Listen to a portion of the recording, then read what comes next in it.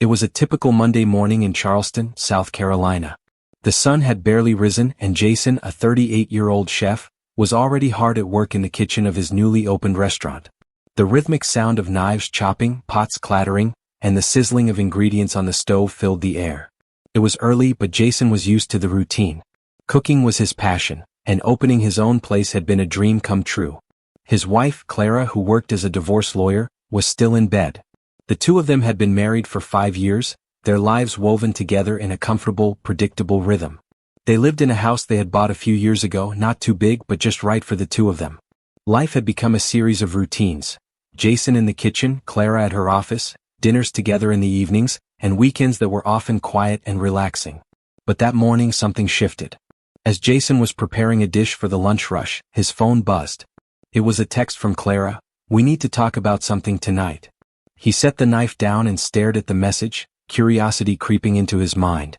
It wasn't unusual for Clara to text him during the day, but the tone of the message felt different, more urgent. He felt a knot in his stomach, wondering what this could be about. He turned back to the stove, trying to shake off the unease. But his thoughts kept drifting back to the message. Clara was usually so calm and collected. She didn't send messages like this without reason. But what could it be? The day passed slowly. Jason worked tirelessly, the rhythm of his cooking barely enough to distract him from the nagging question. By the time the evening came and the last of the customers left the restaurant, he was eager to go home and find out what Clara wanted to talk about. When he walked through the door, Clara was already sitting at the kitchen table. She had changed into a pair of casual clothes, her hair pulled back loosely. She smiled when she saw him, but there was a flicker of something in her eyes, something he couldn't quite place. Jason set his coat down and walked over to her. "Hey, what's going on?" he asked, trying to keep his voice light, though he could feel the tension in the air. Clara hesitated for a moment before speaking. "I was thinking it would be nice if we had Amanda over for dinner this Saturday." Jason frowned, slightly confused. He had never heard Clara mention an Amanda before. She wasn't the type to invite people over without much thought, especially not someone he didn't know. "Amanda?" he asked, his voice betraying his confusion. Clara nodded, a faint smile on her lips. "Yeah, she's an old friend from law school. We just reconnected. I thought it might be nice to catch up. She's in town for the weekend." Jason thought for a moment. It wasn't like Clara to bring up old friends out of nowhere, but he trusted her. They had been married for 5 years after all. He didn't want to make a big deal out of it. "Sure," Jason said, giving her a reassuring smile. "That sounds fine. I'll make dinner." Clara's smile widened and she reached over to squeeze his hand. "Thanks, Jason. I'm really looking forward to it." But as the week passed, Jason couldn't shake the feeling that something was off. It wasn't just the sudden mention of Amanda. There was something in Clara's voice that had made him pause. She had seemed almost too eager, as if there was something she wasn't telling him. The night before dinner, as they were getting ready to meet Amanda, Jason noticed that Clara was acting differently. She was moving around the house more quickly than usual, almost as if she were in a hurry. She avoided eye contact whenever Jason spoke to her, and there was a slight edge to her tone that he hadn't heard in a long time. Jason tried to push the feeling aside. Maybe she was just nervous about seeing an old friend again. After all, it had been years since they had spoken. But the more he observed her, the more he felt a growing sense of unease. As they prepared for the evening, Jason couldn't help but notice Clara's behavior growing more erratic. Her usual calm demeanor was replaced with an almost jittery energy. She fidgeted with her clothes, checked her phone repeatedly, and avoided meeting his gaze for longer than was usual. Something was wrong. Jason felt his suspicion begin to mount. He decided to take a closer look. While Clara was in the bathroom, Jason grabbed her phone off the counter, his heart pounding. He hesitated for only a moment before unlocking it. The first thing he saw was a series of text messages between Clara and Amanda. His fingers trembled as he scrolled through them, reading the playful, flirtatious words exchanged between them. The messages were months old, but the tone was unmistakable. They weren't just friends. They had been more than friends once upon a time. The messages grew more intimate as he scrolled further. They had made plans to meet up at various spots around Charleston, places Jason knew well. The most recent message was a plan to meet that night, at the dinner they were about to have. Jason's heart sank as the pieces fell into place. Amanda wasn't just an old friend. She was Clara's ex, the one she had left to marry Jason. And now, it seemed, their connection was rekindled. Jason felt a wave of betrayal wash over him. How could Clara have kept this from him? How could she have invited Amanda into their home, knowing what they had shared? His mind raced, but the anger was slow to come. Instead he felt numb. His world, built on trust and routine, had just shattered. Clara emerged from the bathroom, her face bright, her eyes alight with excitement. But when she saw the expression on Jason's face, her smile faltered. "What's wrong?" she asked, her voice soft. But Jason couldn't answer. He could only stare at her, the weight of his discovery settling over him. Clara's face drained of color as she realized what he had seen. "Jason, I didn't want you to find out like this," she said, her voice trembling. Jason set her phone down on the counter, his hands shaking. "Clara, why?" Her eyes welled with tears. "I don't know. It's complicated. I didn't want to hurt you. But it was too late. The damage had been done." Jason's heart pounded in his chest. His mind was in turmoil. He couldn't look at her anymore, not after what he had just discovered. He needed space. He needed to think. He turned away, his voice low.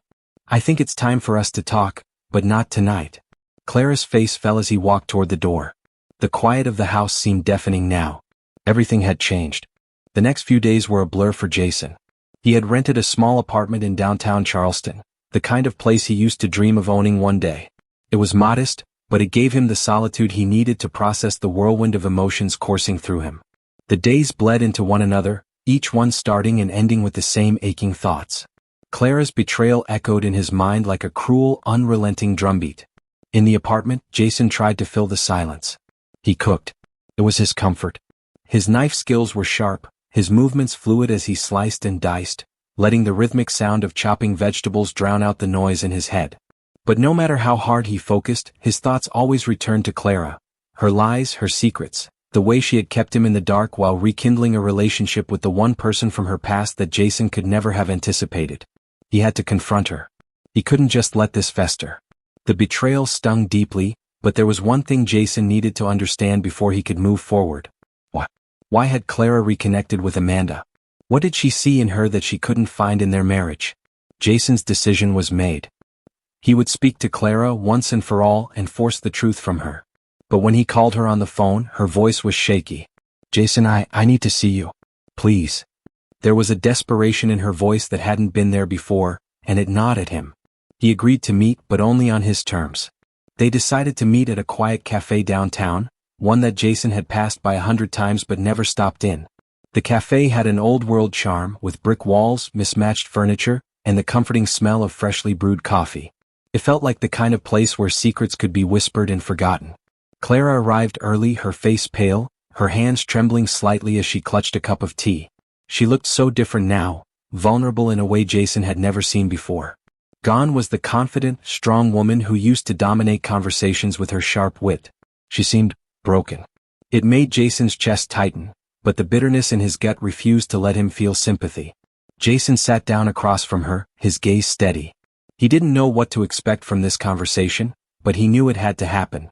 "Jason, I'm so sorry," Clara said, her voice barely above a whisper. "I never meant for any of this to happen. I didn't want to hurt you." Jason leaned forward, his arms crossed, his eyes cold. "Then why didn't you tell me? Why did you hide this from me? Why, after everything we've been through, did you go back to Amanda?" Clara's eyes filled with tears, but she wiped them away quickly as if ashamed of her own weakness. "I didn't know what I was doing. After I met Amanda again, I felt like I was back in college before everything became so serious. I didn't know how to handle it. It's complicated, Jason. I didn't want to hurt you. But I didn't want to lose Amanda either." Jason stared at her for a long time, taking in her words. It was hard to believe her. It was hard to believe anything she said anymore. "You say you didn't want to hurt me, but you did, Clara. You've hurt me more than I can even explain." His voice cracked, though he tried to keep it steady. "You've been lying to me for months and I had no idea. You've been hiding something from me this whole time, and I didn't even know who I was living with." Clara's shoulders sagged, and for a moment she seemed as though she was trying to hold back the floodgates of emotion that were threatening to break open. "I wasn't thinking clearly. I wasn't thinking about you. I thought I could keep it a secret. I thought that if I kept it hidden, I wouldn't have to choose between the two of you. But I was wrong. I see that now." Jason's frustration was mounting, his hands clenching into fists on the table. He couldn't believe how selfish she had been. "And Amanda? What about her? What did she mean to you? Did you still love her?" Clara hesitated, her eyes looking everywhere but at Jason. She faltered as if the words were caught in her throat. I don't know. When we reconnected, it felt like something from my past resurfaced, something I had buried. But I realized that I'm not the same person I was back then. I married you, Jason. I love you.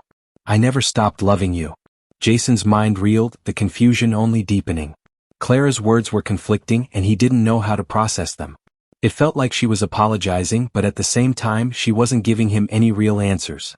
The woman sitting in front of him seemed like a stranger.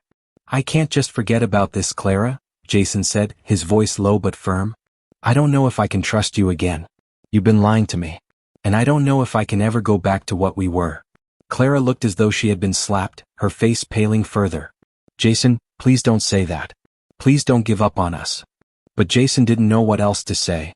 He was exhausted, emotionally drained, and he had no answers. Only questions. And the one question that loomed over everything else, could he ever trust Clara again? I need space, Jason said finally, standing up from the table. I need to figure things out. I don't know what I want anymore. I don't know if I want you in my life like this. Clara looked up at him, a tear slipping down her cheek. Jason, please. I don't want to lose you. But Jason didn't look back. He couldn't. The pain was too fresh, the betrayal too raw. He left the cafe, leaving Clara behind in the quiet hum of the city. As he walked out into the chilly night air, Jason knew one thing for sure. Whatever happened next, he couldn't go back to the life they had shared. It was over. He just wasn't sure yet what the next chapter would hold. And as he made his way through the city streets, he couldn't shake the feeling that his life was on the verge of something new. Something unknown. But he had to walk away from the past first. He wasn't sure when or how, but he would find his way forward. But first he needed to be alone. The days that followed the meeting with Clara were a haze of uncertainty. Jason had thought that talking to her would bring some clarity, but it only left him with more questions. His heart was torn between anger and sorrow, but above all, he felt utterly lost. The apartment was quiet, a stark contrast to the life he had once shared with Clara. He spent most of his time in the kitchen, his safe space, where the familiar rhythm of chopping vegetables and stirring pots gave him a sense of control. But even in those moments, his mind wandered back to the woman he had once loved and the life they had built together. He had thought they were happy. He had believed that they were solid, unbreakable, but now he couldn't shake the feeling that it had all been a lie. Jason's phone buzzed late one night while he was at home chopping garlic. He set the knife down and glanced at the screen. It was Clara. The message was brief. Can we talk? I need you to listen. Jason stared at the screen for a long moment. He knew what she was going to say. He could already hear the apology in her words, the regret. But what was the point? What could she possibly say that would make things right? He had asked for space, but he wasn't sure if he was ready for this conversation. He had no idea what he wanted. The silence in the room seemed to close in around him as he thought about it. Finally, with a resigned sigh, he typed a quick reply. Fine. Tomorrow. Same place. It was the only way. He couldn't go on like this, suspended in limbo, unable to move forward. He needed answers. And whether he liked it or not, Clara was the one who could give them to him. The next day, Jason found himself back at the same cafe, sitting in the same seat. The familiar scent of coffee filled the air, but it didn't comfort him this time. Instead, it felt like a weight on his chest. Clara arrived just as he was taking a sip of his coffee. Her eyes were red from crying, and her hands trembled as she set down her purse. She looked exhausted, as if she hadn't slept in days. Jason's chest tightened at the sight of her, but he quickly pushed the emotion aside. I didn't think you'd show up, Clara said softly, her voice fragile. I didn't think you'd want to see me again. Jason didn't say anything at first. He just stared at her, trying to read her expression. He was angry, yes, but he also felt a deep, aching sadness. This woman, the woman he had once trusted, had destroyed everything they had built together. Clara's eyes filled with tears, but she wiped them away quickly. I know I don't deserve this, but please just hear me out, Jason. I owe you that much. Jason took a deep breath, trying to steady himself. He wasn't sure if he was ready for the truth, but he had no choice. He couldn't keep living in this fog of uncertainty. Okay, he said quietly, his voice hard. Talk. Clara hesitated for a moment, as if gathering the courage to speak. Then she finally looked him in the eye. I'm so sorry. I never meant to hurt you. What happened with Amanda, it wasn't planned. I didn't expect it to go this far. I didn't expect to fall back into that, but I did. I let it happen. Jason's jaw tightened as she spoke. He wanted to scream to tell her how much she had hurt him, but he forced himself to stay calm. "How long?" he asked, his voice low. Clara swallowed hard. "A few months. Ever since we started talking again, it was like we never stopped. But it wasn't what you think, Jason. I didn't mean for it to get this far." Jason leaned forward, his eyes narrowing. "But you let it. You chose her over me. Over us." Clara's face crumpled and she looked away. "I never wanted to choose Jason. I wanted to keep both of you in my life. But I can't. I know that now. I've been selfish. I've been a coward." Jason stood up abruptly, his chair scraping loudly against the floor. He needed to walk away to get out of this conversation, but a small part of him, the part that still cared for Clara, kept him rooted to the spot. "You don't get to ask for forgiveness after everything," Jason said, his voice shaking with emotion. "You don't get to ask for another chance after you've lied to me for months. You think that's going to make this better? That your apologies are going to fix everything?" Clara stood up too, her hands trembling as she reached out for him. "Jason, please. I've made a terrible mistake. I love you. I never stopped loving you. I'm just so confused. I thought I could have both of you in my life, but I can't. I was wrong." Jason stepped back out of her reach. He couldn't bear to let her touch him right now. Not after everything. "I don't know what to say," he whispered. "I don't know if I can forgive you for this, Clara. I don't know if I want to." The words hit Clara like a punch to the gut. She collapsed back into her chair, her face crumpling in despair. "I know," she said quietly, her voice barely audible. "I know I don't deserve your forgiveness. But I need you to know that I am sorry. So sorry." Jason's chest tightened as he looked at her. He saw the woman he had once loved, the woman who had been his partner, his confidant, and in that moment he realized something that had been gnawing at him for days. He couldn't do this anymore. He couldn't go back to the way things were, and he couldn't stay in the limbo of uncertain feelings. "I can't keep doing this, Clara," Jason said, his voice firm. "I can't go back to the way we were. I need to move on." Clara's face crumpled in pain and Jason had to look away. He didn't want to hurt her more, but he couldn't lie to himself anymore. "I'm moving out of the house," Jason continued, his voice low. "I'm leaving. I need to be on my own." Clara didn't say anything for a long moment, but the tears in her eyes said it all. She understood. And with that, Jason knew it was over. The life they had shared, everything they had built together, was gone. Jason moved into a small apartment in the heart of Charleston, the city where everything had started, and where everything had unraveled. The apartment was a far cry from the life he had shared with Clara. It was minimalist, practical, and quiet, much quieter than the house they had shared. The walls were bare, the furniture simple, but there was something refreshing about the emptiness. In the silence, Jason could think clearly for the first time in weeks. He began to pour himself into his work, more than he had before. Cooking had always been his passion, his escape, but now it became his therapy. Every day he spent hours in the kitchen, honing his skills, perfecting his dishes, and pushing himself further than he had in years. There was a kind of peace in the rhythm of it all, chopping, stirring, searing, plating. It was the only place where his mind could focus on something other than the whirlwind of emotions that had torn apart his marriage. But even as he threw himself into his work, there were moments when the emptiness crept in. He missed the companionship, the quiet moments with Clara, the shared laughter over dinner, the way they had supported each other through the small challenges of life. It was hard to shake the image of the life he had lost. Yet, the more he allowed himself to reflect, the more he realized something. The life they had shared was built on a foundation of lies. It wasn't just Clara's betrayal that had shattered him.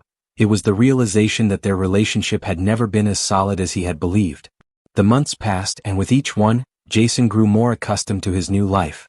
The apartment started to feel like home, and he began to see the possibility of a future without Clara. It wasn't easy. The pain was still there, lingering in the background, but it became more manageable as time went on. He didn't have all the answers, but he knew one thing for sure. He was free. Clara tried to reach out to him a few times, but Jason was firm in his decision. He wasn't ready to talk. He wasn't sure if he ever would be. He had given her the space to explain, to apologize, but now it was his turn to move forward on his own terms. One evening, as Jason walked back to his apartment after a long shift at the restaurant, he stopped at a local cafe, a small, cozy place that had become his quiet retreat. He sat at a corner table, savoring the calm after the chaos of the day. As he sipped his coffee, a thought struck him. Maybe it was time to start looking beyond the past. Maybe it was time to rebuild not just his career but his life. That night, as he sat alone in the cafe, Jason realized that he had spent too much time focusing on what he had lost. Now it was time to focus on what he could gain. He had his cooking, a career he was passionate about, and a future that, for the first time in months, felt full of possibilities. The next morning he enrolled in a more intensive cooking class. He signed up for food competitions, pushed himself to experiment with new cuisines, and started networking with other chefs in the city. He had begun to realize that his happiness wasn't dependent on anyone else, not Clara, not anyone. It was his to create. As the weeks went by, Jason started to feel something he hadn't felt in a long time: hope. He was rediscovering a part of himself he had forgotten, a part of himself that existed before the weight of the relationship had dragged him down. Cooking wasn't just a career for him anymore, it was a way to express himself, a way to create something beautiful from nothing. One day, while at a local market picking out fresh produce, he bumped into a woman, a fellow food enthusiast. Her name was Lily, and she was a pastry chef at a nearby bakery. They struck up a conversation about food, and for the first time in a while, Jason felt a spark of connection with someone. They exchanged numbers and agreed to meet up for coffee the following week. As he left the market that day, Jason couldn't help but smile. It was a small moment, but it felt significant. For the first time in months he wasn't looking back. He was looking forward. The past was behind him, and though it had been painful, Jason knew that it had shaped him into someone stronger. He had faced the worst of his emotions: betrayal, sadness, anger, and come out on the other side more self-aware, more determined, and more at peace. Jason wasn't the man he had been before, and that was okay. In fact, it was more than okay. It was exactly what he needed. For the first time in a long time, he felt a sense of freedom that was all his own. And as he walked through the streets of Charleston, a sense of possibility spread out before him. Life wasn't perfect, but it was his to shape. The journey had been painful, but Jason had found his way back to himself. And that was the beginning of something new.